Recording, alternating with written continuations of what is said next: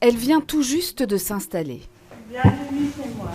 Mathilde nous fait visiter son nouveau chez-soi. Ici, il y a la cuisine.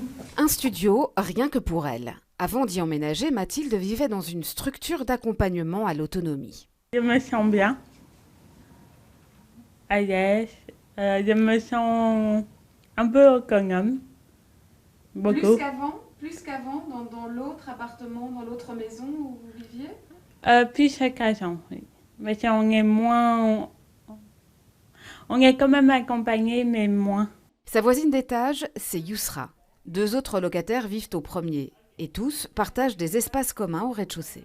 On regarde des films, puis on a derrière nous, il y a la table, la super table de notre cher voisin. Une habitation comme une autre, dans un quartier ordinaire, si ce n'est que les locataires sont porteurs de handicap. Cet habitat inclusif est situé à Molenbeek. Loué via une agence immobilière sociale, ses loyers sont plafonnés. Le projet a été lancé par la Fondation Portrait. Les habitants sont en autonomie complète, c'est-à-dire qu'ils sont chez eux, ils ont leurs clés, leur habitat, ils payent leur loyer.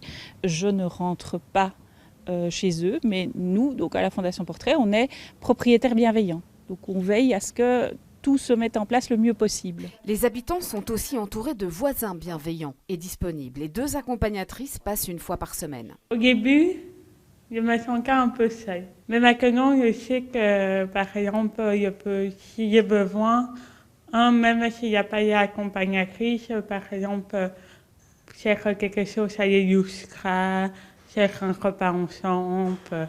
À peine arrivés, Mathilde et les autres habitants ont déjà plein de projets pour la maison, à commencer par leur réaménagement du jardin.